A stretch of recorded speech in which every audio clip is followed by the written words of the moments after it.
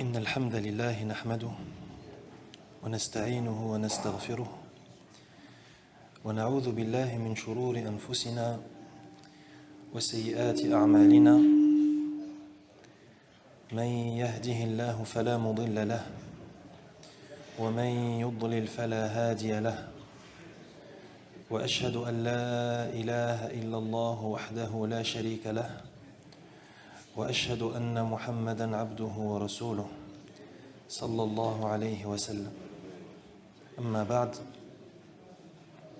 فتفسير سورة التكاثر le tafsir de sourate التكاثر قال ربنا تبارك وتعالى بسم الله الرحمن الرحيم ألهاكم التكاثر حتى زرتم المقابر كلا سوف تعلمون ثم كلا سوف تعلمون كلا لو تعلمون علم اليقين لترون الجحيم ثم لترونها عين اليقين ثم لتسألن يومئذ عن النعيم. Notre Seigneur Tabaraka wa Ta'ala dit dans Surat Al-Takathur, dans la traduction des sens, Bismillahir Rahmanir Rahim, le désir de surpasser vos semblables vous distrait, jusqu'à ce que vous visitiez les tombes. Il ne doit pas en être ainsi, et vous en connaîtrez les conséquences. Une fois encore, il ne doit pas en être ainsi, et vous en connaîtrez les conséquences. En vérité, si vous saviez de science certaine ce qui vous attend, vous ne seriez pas distrait. Par Allah, vous verrez la fournaise. Une fois encore, par Allah, vous la verrez avec l'œil de la certitude. Puis, en ce jour, on vous demandera compte des bienfaits qui vous ont été accordés. فأما البسملة فقد تقدم الكلام عليها. La basmala a déjà été expliquée précédemment. قال تعالى ألهاكم التكاثر حتى زرتم المقابر. هذه الجملة ألهاكم التكاثر حتى زرتم المقابر، هذه الجملة جملة خبرية يخبر الله عز وجل بها العباد مخاطبا لهم، يقول ألهاكم التكاثر، ومعنى ألهاكم أي شغلكم، معنى ألهاكم يعني شغلكم، شغلكم حتى لهوتم عما هو أهم من ذكر الله تعالى والقيام بطاعته. Le Très-Haut dit ألهاكم التكاثر حتى زرتم المقابر. Cette phrase, le désir de surpasser vos semblables vous distrait jusqu'à ce que vous visitiez les tombes. Cette phrase, c'est une phrase dans laquelle Allah subhanahu wa ta'ala nous informe de quelque chose. Il nous informe de quelque chose en s'adressant à ses serviteurs. Et il dit Alhaakum at-takathur. Alhaakum, ça signifie shaghalakum. Yani vous êtes distrait. Alhaakum, vous êtes distrait. Hatta lahawtum amma huwa aham. Vous êtes tellement distrait que ça vous a fait négliger ce qui est beaucoup plus important que cela, que cette chose qui vous a distraite. Et qu'est-ce qui est plus important? C'est dhikrullah azza wa jal, l'évocation d'Allah subhanahu wa ta'ala, wal qiyamu bi ta'atih, ainsi qu'accomplir ce qu'Allah subhanahu wa ta'ala nous demande et de lui obéir azza wa jal. Wal khitabu huna يعني في قوله تعالى ألهاكم التكاثر حتى زرتم المقابر، الخطاب لجميع الأمة إلا أنه يخصص بمن شغلتهم أمور الآخرة عن أمور الدنيا وهم قليل. إذن الخطاب هنا لجميع الأمة إلا أنه يخصص بمن شغلتهم أمور الآخرة عن أمور الدنيا. ولكن هم قليل. وإنما نقول هم قليل لأن ثبت في الصحيحين أن الله تبارك وتعالى يقول يوم القيامة يا آدم، فيقول يعني آدم فيقول لبيك وسعديك والخير في يديك. فيقول الله أخرج من ذريتك بعثا إلى النار. قال وما بعث النار؟ قال من كل 1999، فواحد في الجنة والباقي في النار، وهذا عدد هائل. إذا لم يكن من بني آدم إلا واحد من 1000 من أهل الجنة والباقون من أهل النار، إذن فالخطاب بالعموم في مثل هذه الآية جار على أصله، لأن الواحد من 1000 ليس بشيء بالنسبة إليه. Dans ce verset, Allah subhanahu wa ta'ala s'adresse à toute la communauté. Et lorsqu'on dit toute la communauté, on fait exception de ceux chez qui c'est l'inverse. C'est-à-dire ceux qui sont occupés par ce qui est en rapport avec l'au-delà et qui les a distraits de ce bas monde. Voilà que ces gens, ils sont très rares et ils sont très peu nombreux. Et la preuve que ces gens sont très peu nombreux, c'est-à-dire ceux qui se préoccupent plus de l'au-delà que de ce bas monde, la preuve que ces gens sont très peu nombreux, c'est le hadith qui est recueilli dans les deux authentiques d'Al-Bukhari et Muslim. Hadith Qudusi, dans lequel Allah subhanahu wa ta'ala parle et il dit Ya Adam, le jour de la résurrection, Allah subhanahu wa ta'ala va interpeller Adam, il va lui dire Adam. Et Adam va répondre Labbayka wa sa'adayk wal khayru fi yadayk. Adam alayhi salam va répondre me voici enchanté, et le bien, tout le bien est entre tes mains. Et Allah lui dira Akhrij min dhurriyyatika ba'than ila an-nar. Allah lui dira extrais de ta descendance ceux qui entreront en enfer. Et Adam répondra wa ma ba'thun nar.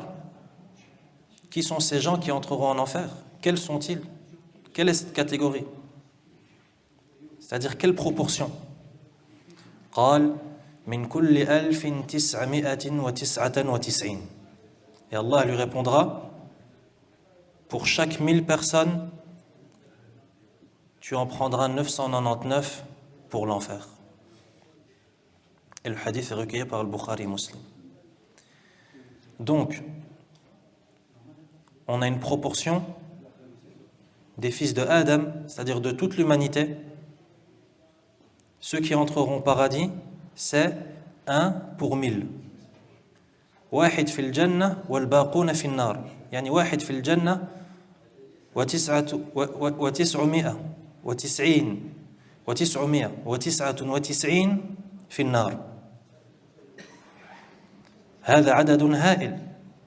C'est une proportion qui est gigantesque. إذ لم يكن من بني آدم إلا واحد من 1000 من أهل الجنة والباقون من أهل النار إذن فالخطاب بالعموم في مثل هذه الآية. Donc si on sait que dans toute l'humanité, il y a juste 1 pour 1000 qui entrera au paradis et le restant sera pour l'enfer, on comprend que le discours dans ce verset, il est adressé à la majorité. ألهاكم التكاثر حتى زرتم المقابر.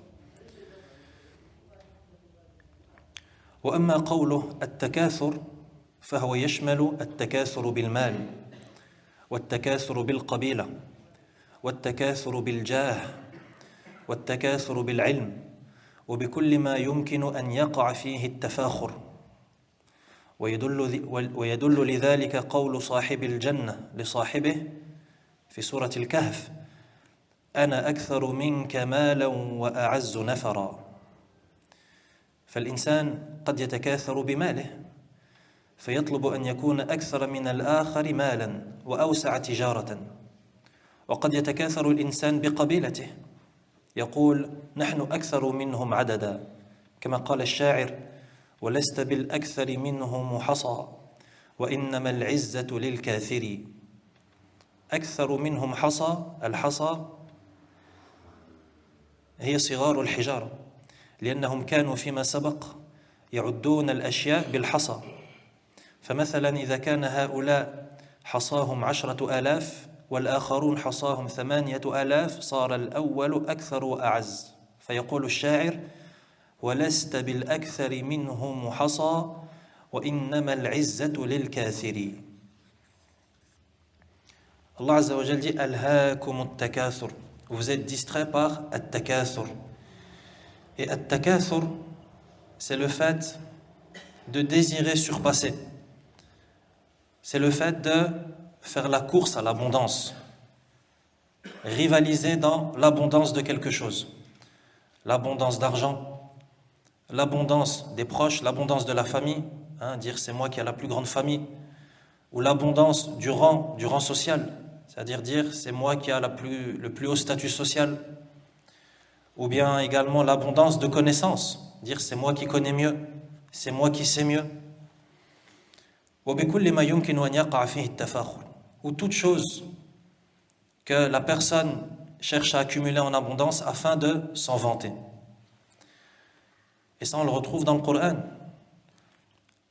Avec celui qui possédait un jardin, dans Surat Al-Kahf. Il a dit: Ana aktharu minka malan wa a'azzu nafara. Je possède plus de biens que toi et mon clan est plus puissant. فالإنسان قد يتكاثر بماله فيطلب أن يكون أكثر من الآخر مالا وأوسع تجارة. Donc l'être humain, il est susceptible de commettre cela, c'est-à-dire faire la course à l'abondance de biens par exemple, être celui qui a le plus d'argent, être celui qui a le plus gros commerce, être celui qui a la plus grosse société. وقد يتكاثر الإنسان بقبيلته. De même que la personne, l'être humain, il peut faire la course à l'abondance de famille, c'est-à-dire se vanter d'avoir la plus grande famille, d'avoir la plus grande tribu, comme cela est mentionné dans les vers de poésie qui ont été cités en arabe.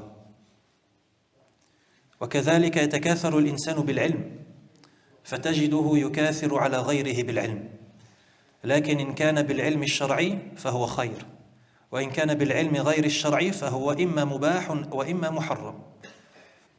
De même que la personne, l'être humain, il peut également faire cette course à l'abondance et chercher à se vanter d'avoir le plus de connaissances. S'il cherche à avoir beaucoup de connaissances dans la religion, ça c'est pas un souci. Au contraire, c'est quelque chose de bien. Chercher à s'instruire religieusement.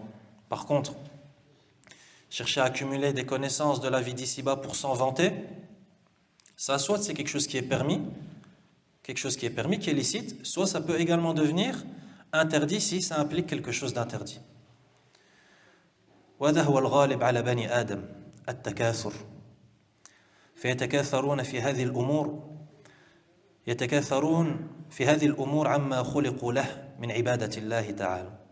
Et ça c'est quelque chose de courant chez les fils de Adam, c'est qu'ils cherchent sans cesse à faire la course à l'abondance. C'est moi qui ai plus, c'est moi qui ai le plus d'argent, c'est moi qui ai le plus de voitures, c'est moi qui ai le plus de maisons, c'est moi qui ai le plus de connaissances, c'est moi qui ai le plus de famille, c'est moi qui ai le plus d'amis, c'est moi qui ai le plus d'abonnés.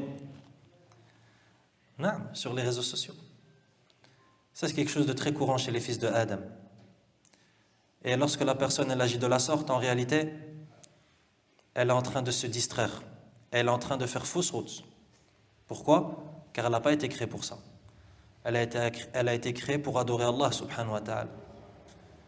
Donc, faire ce genre de choses, ça va distraire la personne de l'objectif pour lequel il a été créé, à savoir l'adoration de son Créateur. قال تعالى حتى زرتم المقابر يعني إلى أن زرتم المقابر يعني إلى أن متم فالإنسان مجبول على التكاثر إلى أن يموت فالإنسان مجبول يعني مفطور فطر على ذلك مجبول على التكاثر إلى أن يموت بل كلما ازداد به الكبر ازداد به الأمل. كلما ازداد به الكبر يعني كلما كبر في السن ازداد به الأمل يعني طول الأمل. فهو يشيب في السن ويشب في الأمل.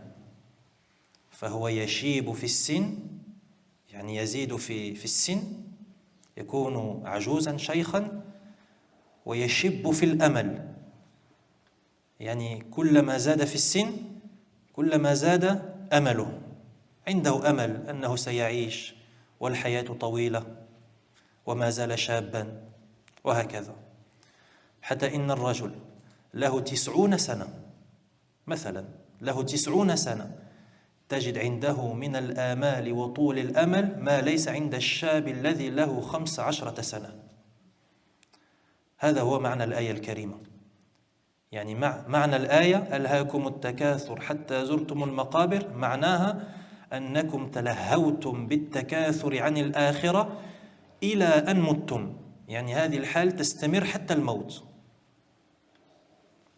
Allah Azza wa Jal dit حتى زرتم المقابر، jusqu'à ce que vous visitiez les tombes. C'est-à-dire jusqu'à ce que vous visitiez les tombes, c'est-à-dire jusqu'à ce que vous mouriez. فالإنسان مجبول على التكاثر إلى أن يموت. Donc, on comprend de ce verset que l'être humain, il a en lui cette nature qui le pousse à sans cesse accumuler des biens, l'abondance dans quoi que ce soit, et cela jusqu'à ce qu'il meure. C'est quelque chose qui ne s'arrête pas. C'est-à-dire que la personne, elle va toujours chercher à avoir plus, que ce soit plus d'argent, plus d'importance auprès des gens, plus de famille, etc. Il continue à faire cela jusqu'à ce qu'il meure. Et la personne, au plus elle grandit, au plus elle vieillit, au plus son âge augmente, au plus il a ce qu'on appelle al-amal. Ça veut dire qu'il a des espoirs. Mais des espoirs qui sont trompeurs. Pas des espoirs légitimes. Des espoirs qui sont trompeurs. فهو يشيب في السن, il vieillit, ويشب في الأمل. Et ces faux espoirs le trompent encore plus. Et il a plus de faux espoirs. Et ça, c'est quelque chose d'étrange chez le fils de Adam. C'est qu'au plus il grandit et au plus il vieillit, au plus il pense qu'il vivra plus. عنده أمل. Je vais vivre, je suis encore jeune. L'exemple a été pris ici de quelqu'un qui a 90 ans. Quelqu'un qui a 90 ans. Yani combien il lui reste à vivre? ولكن malgré cela, tu vois qu'il a beaucoup de amal. Yani il a encore des espoirs, de longs espoirs. Je vais vivre, j'ai encore le temps,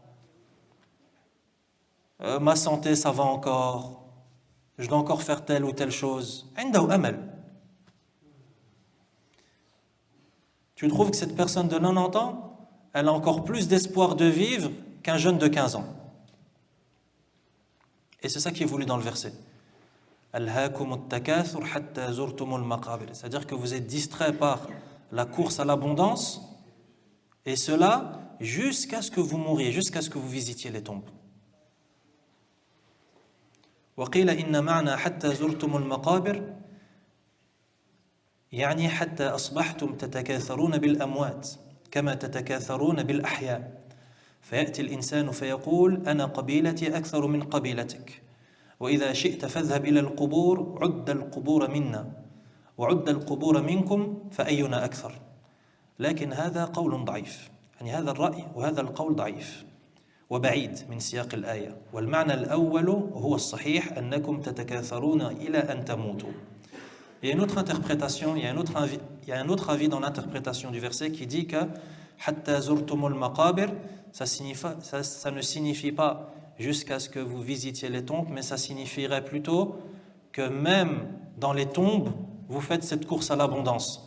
C'est-à-dire que l'être humain, il fait même cette course à l'abondance avec ses morts. C'est-à-dire qu'il dit, c'est moi qui ai le plus de morts. Va au cimetière et compte les morts de ma famille, tu verras que c'est ma famille dans laquelle il y a le plus de morts, etc. Walakin, cet avis, il est peu probable et c'est un avis qui est faible. Mais l'avis le plus fort, c'est que l'interprétation et le sens du verset, c'est le premier sens qui a été proposé, à savoir que la personne, elle est distraite de l'au-delà à cause justement de cette course à l'abondance dans les biens, dans les familles, dans le rang social, etc. Et cela jusqu'à ce qu'il meure. Ça veut dire que cette distraction et cette course à l'abondance, elle continue jusqu'à ce qu'il meure. قال تعالى حتى زرتم المقابر استدل به عمر بن عبد العزيز رحمه الله على أن الزائر لا بد أن يرجع إلى وطنه وأن القبور ليست بدار إقامة وكذلك يذكر عن بعض الأعراب أنه سمع قارئا يقرأ ألهاكم التكاثر حتى زرتم المقابر فقال والله ما الزائر بمقيم والله لنبعثن لأن الزائر كما هو معروف يزور ويرجع فقال والله لنبعثن وهذا هو الحق. Allah Azza wa Jal, il dit حتى زرتم المقابر. Encore une fois, on fait attention à l'emploi des mots. Allah il dit حتى زرتم المقابر, c'est-à-dire jusqu'à ce que vous visitiez les tombes. الزيارة. Il n'a pas dit حتى تموتوا. Il n'a pas dit jusqu'à ce que vous mouriez. Alors que c'est ça qui est voulu. C'est jusqu'à la mort. ولكن Allah il a utilisé subhanahu wa ta'ala al-ibara حتى زرتم المقابر. Il a utilisé l'expression jusqu'à ce que vous visitiez les tombes. Omar ibn Abd al-Aziz rahimahullah, il a compris de ce verset que la tombe, comme cela est bien connu d'ailleurs dans la croyance islamique, la tombe c'est une étape intermédiaire. Pourquoi? Car le visiteur, il est obligé de revenir vers son pays de résidence, vers sa nation.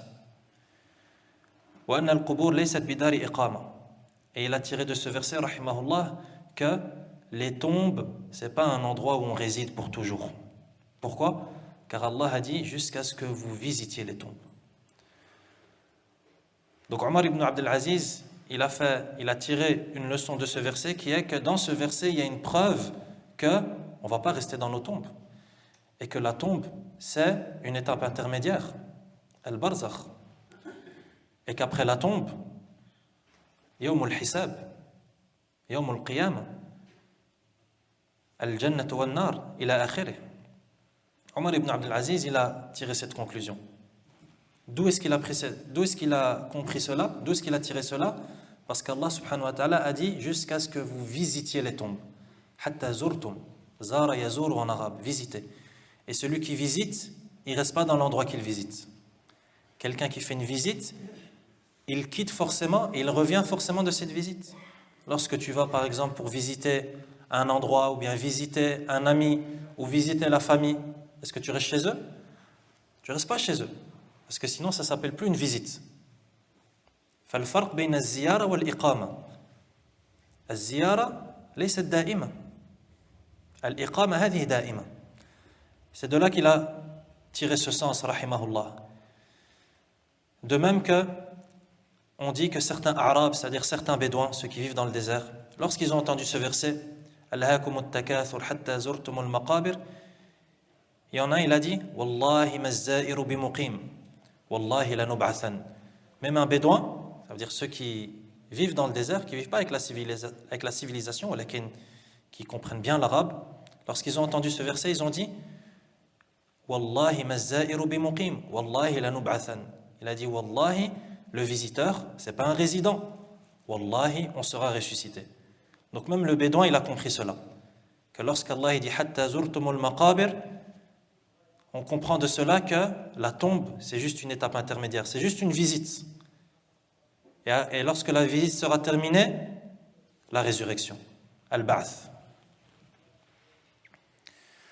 وبهذا نعرف أن ما يذكره بعض الناس الآن في الجرائد وغيرها يقول عن الرجل إذا مات إنه انتقل إلى مثواه الأخير أن هذا كلام باطل وكذب لأن القبور ليست هي المثوى الأخير بل لو أن الإنسان اعتقد مدلول هذا اللفظ لصار كافرا بالبعث والكفر بالبعث ردة عن الإسلام لكن كثيرا من الناس يأخذون الكلمات ولا يدرون ما معناها ولعل هذه موروثة عن الملحدين الذين لا يقرون بالبعث بعد الموت لهذا يجب تجنب هذه العبارة فلا يقال عن القبر إنه المثوى الأخير لأن المثوى الأخير إما الجنة وإما النار في يوم القيامة هذا تنبيه مهم أنه يقال للذي مات للذي توفاه الله بعض الناس يقولون عنه في الجرائد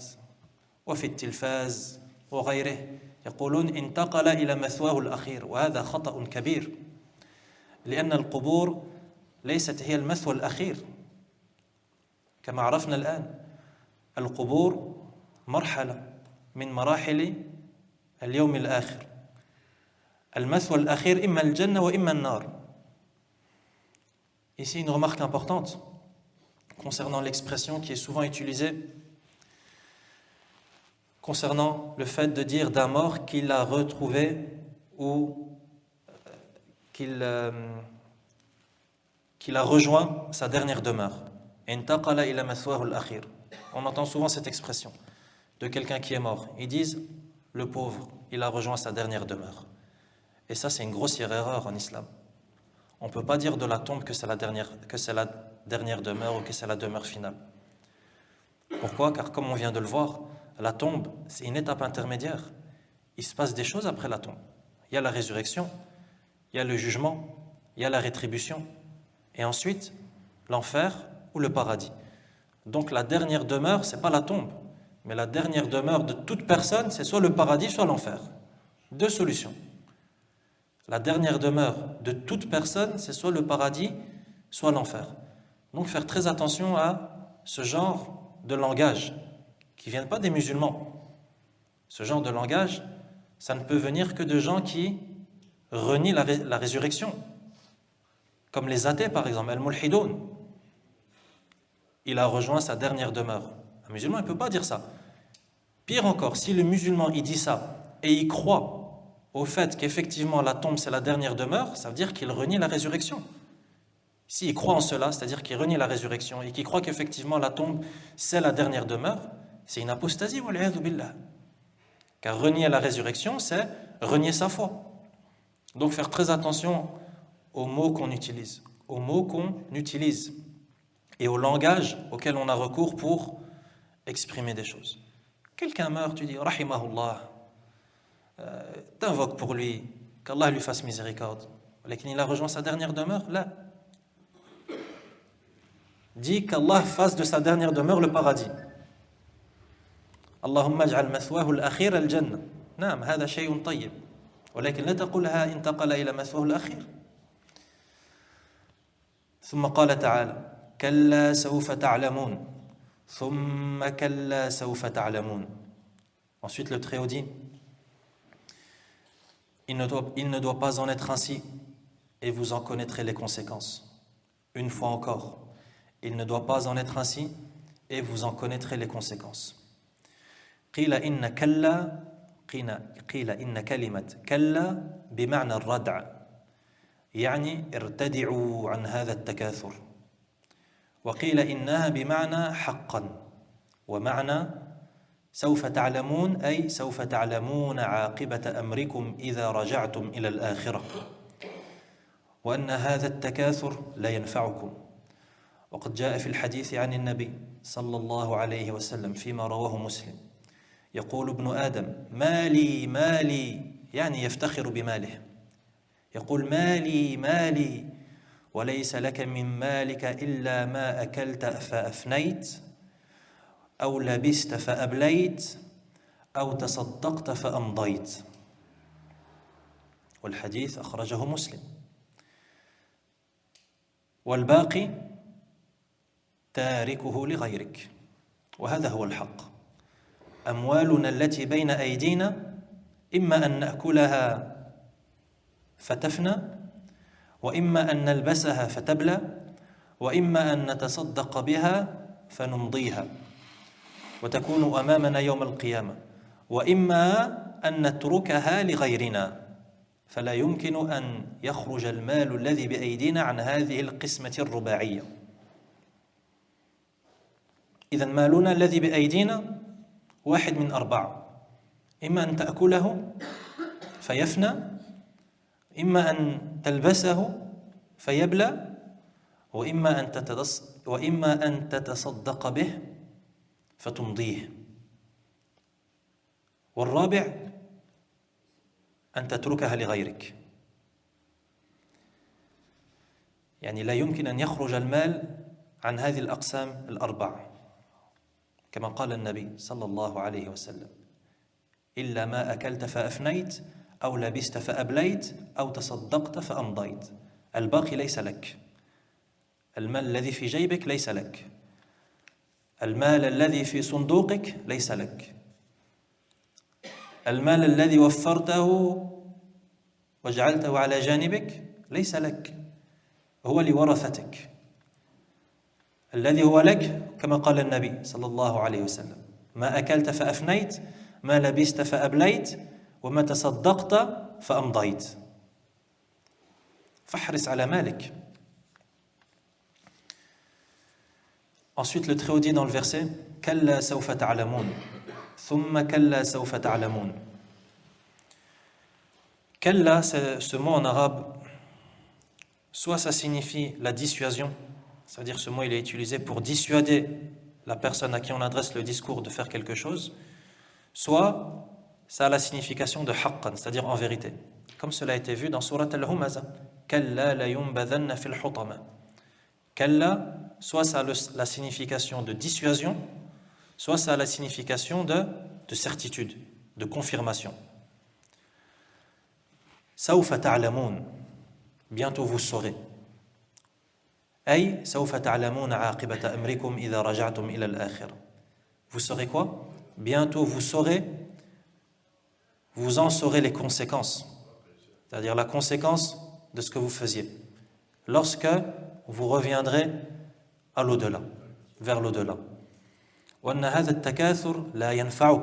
Et lorsque vous reviendrez vers l'au-delà, vous saurez et vous comprendrez que cette course à l'abondance que vous faisiez dans ce bas monde, il ne vous a servi à rien du tout. وقد جاء في الحديث عن النبي صلى الله عليه وسلم فيما رواه مسلم. C'est d'ailleurs ce qu'on retrouve dans le hadith du prophète sallallahu alayhi wa sallam, qui est recueilli par Muslim, rahimahullah, dans lequel le prophète sallallahu alayhi wa sallam dit que le fils de Adam, le jour de la résurrection, il dira Mali, Mali. C'est-à-dire l'être humain, il dit Mali, Mali, mes biens, pour s'en vanter. Yani, ce sont mes biens, c'est ma fortune, c'est mon argent. Il s'en vante. وَلَيْسَ لَكَ مِنْ مَالِكَ إِلَّا مَا أَكَلْتَ فَأَفْنَيْتَ وَلَبِسْتَ فَأَبْلَيْتَ وَتَصَدَّقْتَ فَأَمْضَيْتَ. Le prophète sallallahu alayhi wa sallam, il continue. Il dit que cette personne qui dit ma fortune, mes biens, mon argent, etc. pour s'en vanter, il dit que cette personne, elle ne possède rien de ses biens, si ce n'est ce qu'elle a consommé en nourriture, ce qu'elle a porté en vêtements et ce qu'elle a donné en aumône. C'est tout ce qu'elle possède. Tout le reste, elle ne le possède pas. Pourquoi? Car l'argent que tu as entre tes mains, l'argent que tu as dans ta poche, l'argent que tu mets de côté, l'argent que tu n'as pas dépensé, en réalité, ce n'est pas tes biens. Ça ne t'appartient pas. Pourquoi? Parce que si tu meurs à l'instant, ces biens, ils vont aller vers tes héritiers. Donc, ils ne t'appartiennent pas. Pourquoi? Car lorsque tu meurs, les biens qui t'appartiennent, c'est les biens que tu as dépensés dans le khayr, que tu as dépensés dans l'obéissance à Allah subhanahu wa ta'ala. Mais ce que tu as laissé en économie et que tu n'as pas dépensé et que tu as accumulé, ce ne sont pas tes biens en réalité. Ils ne t'appartiennent pas. Même lorsque tu es vivant, ils ne t'appartiennent pas. Ils appartiennent à tes héritiers. Tes biens ne t'appartiennent réellement que lorsque tu les as dépensés.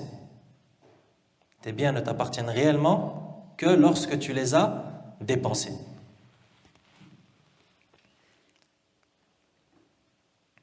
Ça aussi, c'est une façon de penser qui est extrêmement forte et qui remet beaucoup de choses à sa place. Comme on voit dans le hadith du prophète sallallahu alayhi wa sallam. C'est quand même incroyable comment est-ce que les paroles du prophète sallallahu alayhi wa sallam nous permettent de raisonner. Et comment est-ce que la religion nous permet de réfléchir correctement. Et que sans la religion, on ne pourrait pas arriver à ce genre de conclusion. Falhamdulillah. Falhamdulillahi ala ni'matil islam.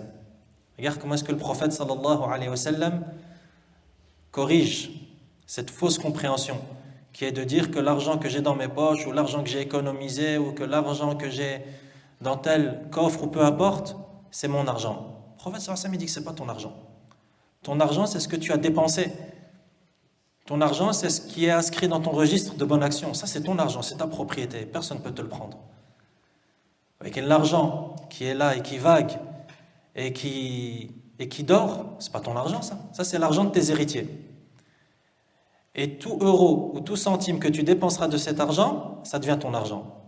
Mais tout ce que tu n'as pas dépensé, c'est pas ton argent. Pourquoi? Parce que quand tu pars, tu le laisses. C'est bien la preuve que c'est pas à toi. ثم قال تعالى كلا سوف تعلمون أي سوف تعلمون عاقبة أمركم بالتكاثر الذي ألهاكم عن الآخرة ثم كلا سوف تعلمون وهذه الجملة تأكيد للردع مرة ثانية ثم قال كلا لو تعلمون علم اليقين يعني حقا لو تعلمون علم اليقين لعرفتم أنكم في ضلال ولكنكم لا تعلمون علم اليقين لأنكم غافلون لاهون في هذه الدنيا ولو علمتم علم اليقين لعرفتم أنكم في ضلال وفي خطأ عظيم. Ensuite le Très-Haut dit كلا سوف تعلمون. Il ne doit pas en être ainsi et vous en connaîtrez les conséquences. كلا سوف تعلمون, vous saurez bientôt, c'est-à-dire vous saurez bientôt les conséquences de ce que vous faisiez. Et les conséquences de cette distraction et de cette course à l'abondance qui vous a distrait de l'au-delà. Bientôt, vous en connaîtrez les conséquences. Ensuite, le Très-Haut répète et insiste et il dit « Thumma kalla sawfa ta'lamun » Encore une fois, bientôt vous saurez. Encore une fois, c'est pour insister et pour confirmer et pour dissuader une deuxième fois. Et ensuite, il dit « Kalla law ta'lamuna ilma al-yaqin » En vérité, si vous saviez de science certaine, en vérité, si vous saviez de science certaine, c'est-à-dire si vous aviez la certitude, si vous saviez de science certaine, vous auriez compris que vous êtes en train de dévier et que vous êtes en train de faire fausse route. Mais vous ne savez pas de science certaine. Vous ne savez pas de science certaine. Pourquoi? Car vous êtes distrait. Vous êtes inattentif dans ce bas monde.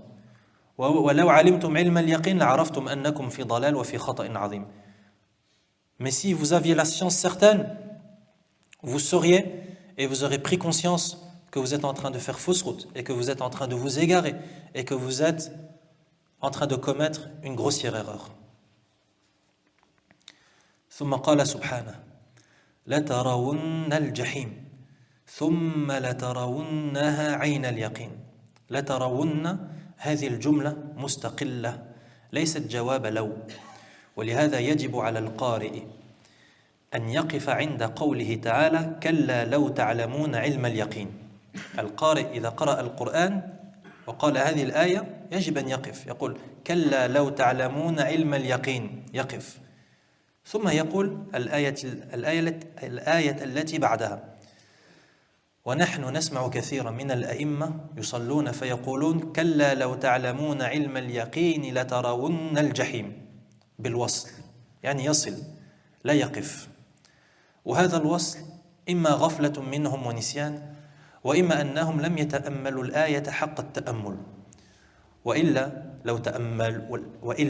لو تأملوها حق التأمل لوجدوا أن الوصل يعني كونهم يصلون الآية ولا يقفون الوصل يفسد المعنى لأنه إذا قال كلا لو تعلمون علم اليقين لترون الجحيم صار رؤية الجحيم مشروطة بعلمهم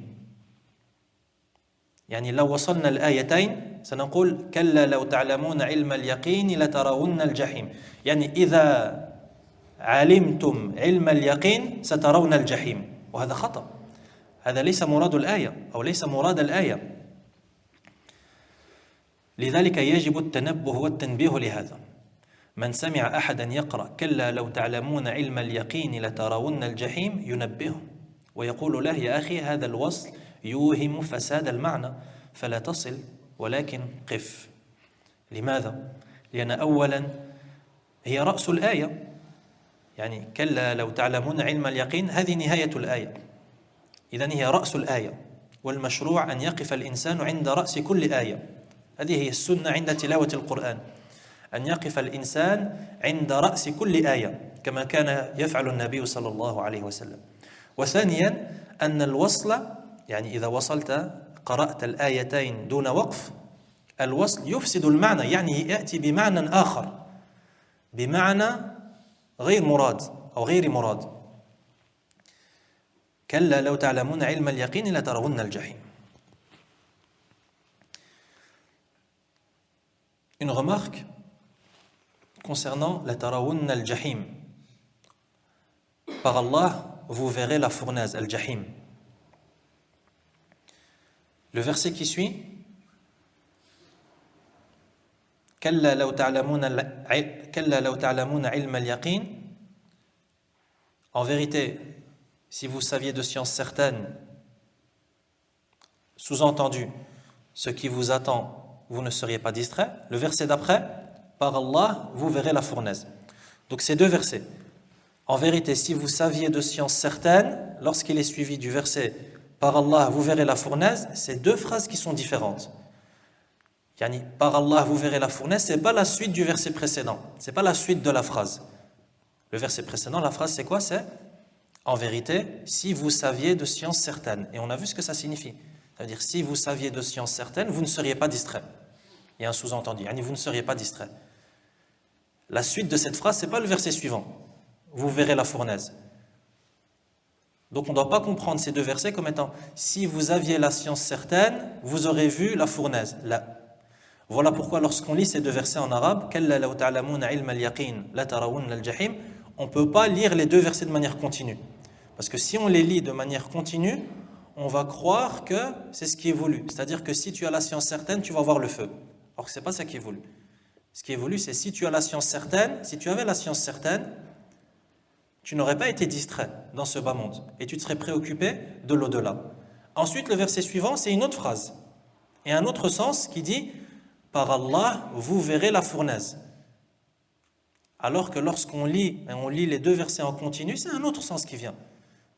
Un sens qui te dit que si tu as la science certaine, tu vas voir le feu. Et ça, c'est faux. C'est pas ça qui est voulu dans cette sourate. Voilà pourquoi il faut faire attention lorsqu'on lit ces deux versets, qui sont deux versets différents, à s'arrêter à la fin du premier verset et ensuite tu reprends avec l'autre. Yani tu dis Kalla law ta'lamuna ilma al-yaqin la tarawunna al-jahim. Yani en s'arrêtant. Pourquoi? Car c'est deux versets différents. Et le prophète sallallahu alayhi wa sallam, lorsqu'il lisait le Coran, il s'arrêtait à la fin de chaque verset. C'était ça sa sunna, sallallahu alayhi wa sallam. C'est qu'à la fin de chaque verset, il s'arrêtait, sallallahu alayhi wa sallam. Donc ça c'est la première raison, c'est qu'on s'arrête à la fin de chaque verset pour reprendre avec le début du suivant. Et la deuxième raison, c'est que là, si on lit de manière continue, ça va changer le sens des versets. Et ça c'est quelque chose qui n'est pas correct. إذن لترون الجحيم جملة مستأنفة لا صلة لها بما قبلها وهي جملة قسمية فيها قسم مقدر والتقدير والله لترون الجحيم.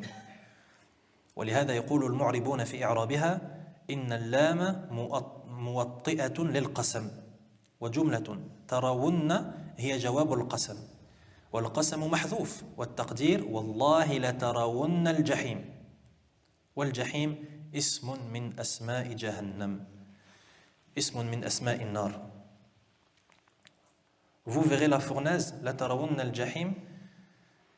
Il y a également un sous-entendu ici qui est encore une fois le jurement, c'est-à-dire le fait de jurer par Allah. Donc Allah jure, Wallahi, par Allah, vous verrez la fournaise, yani vous verrez l'enfer. Donc, il y a un sous-entendu qui est le jurement. Et bien entendu, cette phrase, elle est également confirmée et insistée de différentes manières.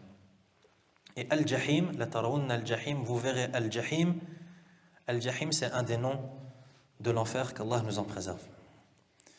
ثم قال تعالى ثم لترونها عين اليقين تأكيد لرؤيتها ومتى ترى يوم القيامة يؤتى بها تجر ب70,000 زمام. الجحيم متى ترى يوم القيامة يؤتى بها تجر ب70,000 زمام كل زمام يجره 70,000 ملك فما ظنك بهذه النار والعياذ بالله إنها نار كبيرة عظيمة لأن فيها 70,000 زمام وكل زمام يجره 70,000 ملك والملائكة عظام شداد فهي نار عظيمة أعاذنا الله منها. Ensuite le Très-Haut dit ثم لترونها عين اليقين. Une fois encore, par Allah, vous la verrez avec l'œil de la certitude, en parlant de l'enfer. Donc Allah, il insiste. Une fois encore, par Allah, vous la verrez avec l'œil de la certitude. Allah, il insiste et il confirme que vous allez voir l'enfer de vos yeux. Quand est-ce qu'on va voir l'enfer? Le jour de la résurrection. Lorsque l'enfer sera apporté. Lorsqu'elle sera apportée et elle sera tirée, l'enfer sera tiré avec 70,000 imams. L'enfer sera tiré et sera apporté par 70,000 imams. Et imams, c'est en français ce qu'on appelle les rênes. Vous savez, les rênes qui permettent de diriger un animal, un cheval ou peu importe. L'enfer, elle sera tirée, elle sera apportée à l'aide de 70,000 rênes. Et chaque reine, elle sera tirée par 70,000 anges. نسأل الله العافية. فما ظنك بهذه النار؟ Et que penses-tu de cet enfer qui est tiré par 70,000 reines? Et chaque reine, chacune de ces 70,000 reines, c'est qui la tire? Une personne? Non. Des anges. Un ange? Non, pas un ange. 10? Non. 1000? Non. 70,000 anges. Et les anges, comme vous le savez, sont des créatures énormes et qui sont extrêmement forts. Enfin, ça donne une idée de l'immensité de cet enfer et de la dangerosité et de la gravité et de la nocivité de cet enfer, de ce feu. Qu'Allah subhanahu wa ta'ala nous en préserve.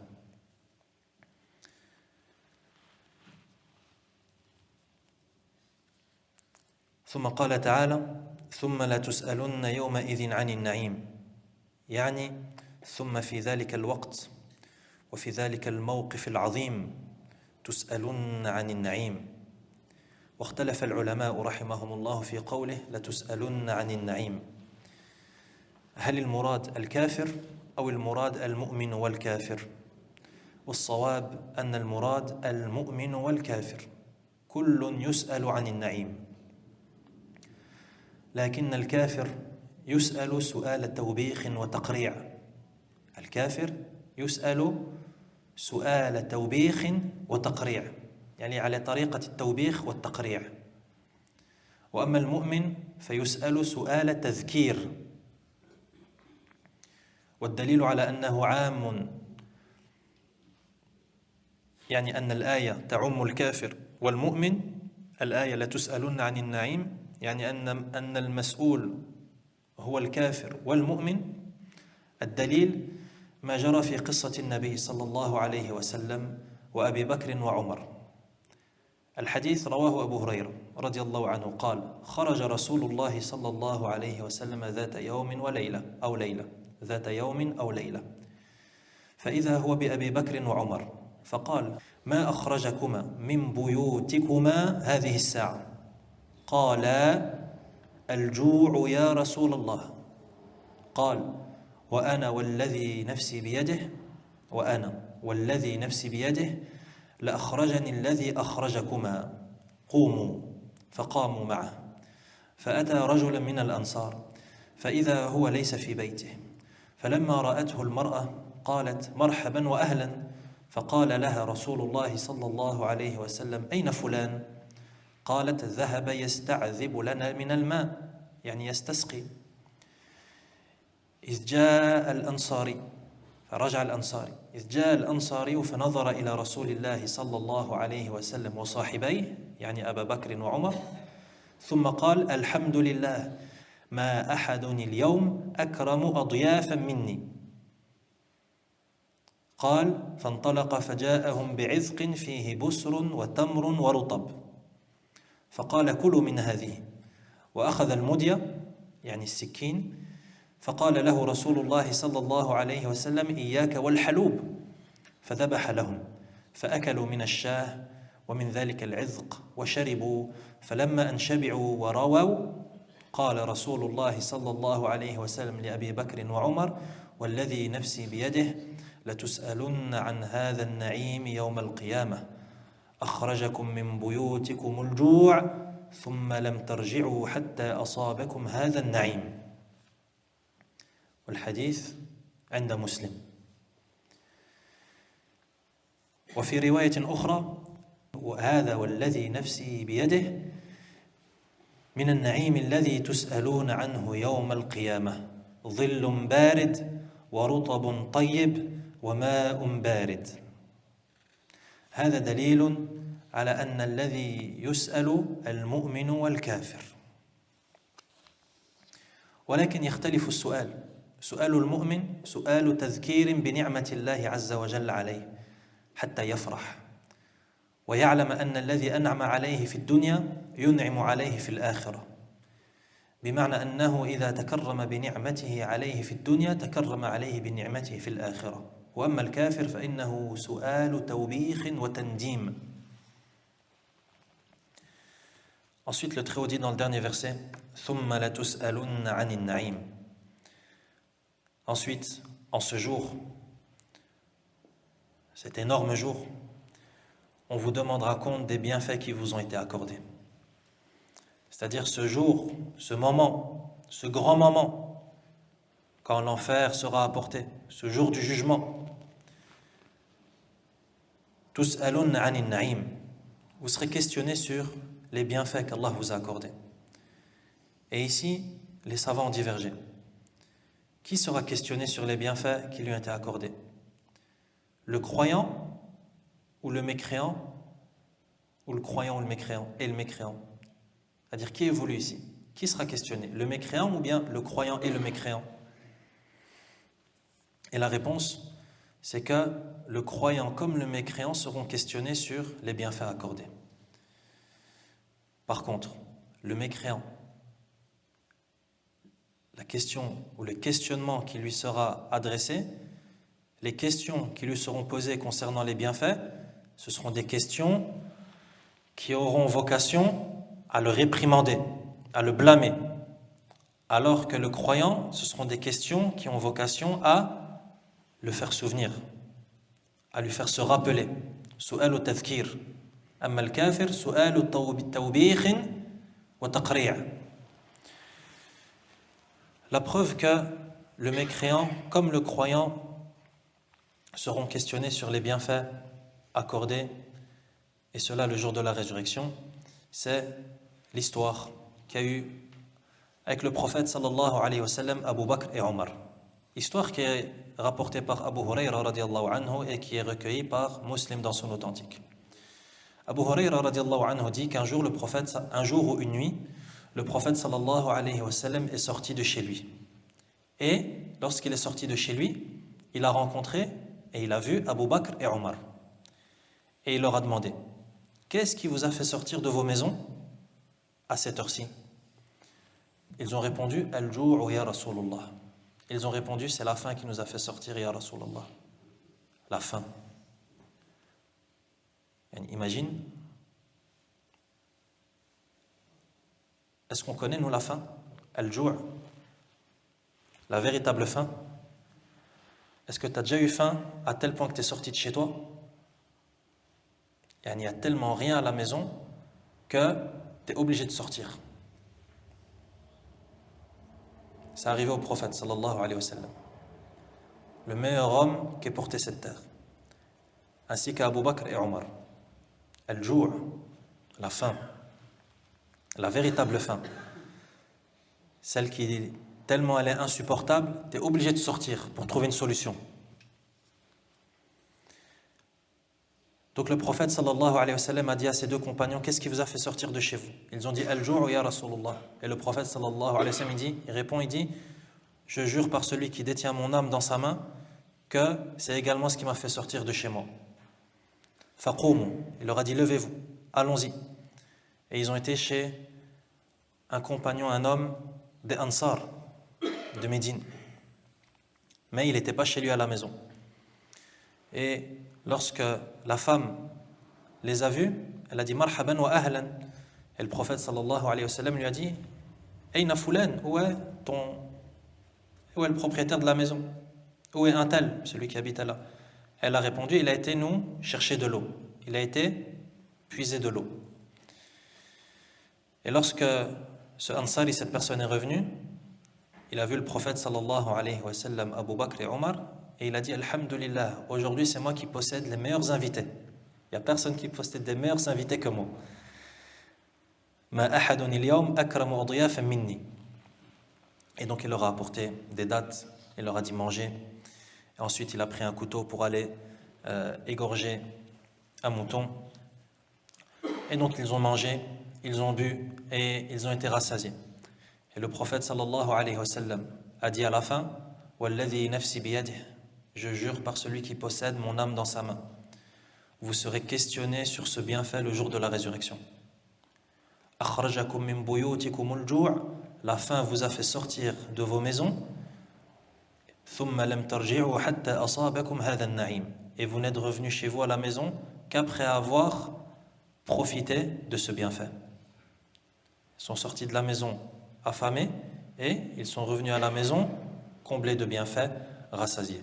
Il a dit Walladhi nafsi biyadihi la tus'alunna an hadha an-na'im. Il a juré par Allah qu'ils seront questionnés sur ce bienfait le jour de la résurrection. Un bienfait, un seul bienfait. Alors qu'ils ont été éprouvés.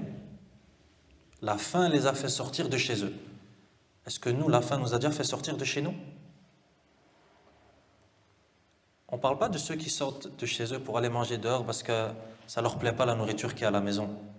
Là, on parle de ceux qui sortent de chez eux parce qu'à la maison, il n'y a rien. Il n'y a pas 1 gramme de farine. Il n'y a pas une date. C'est ça qui évolue ici. Ça nous est déjà arrivé, ça, nous? Eux, ça leur est arrivé. Sallallahu alayhi wa sallam wa radiyallahu anhu. Et ce bienfait qu'ils ont trouvé en contrepartie, le prophète sallallahu alayhi wa sallam a juré qu'ils seront questionnés dessus.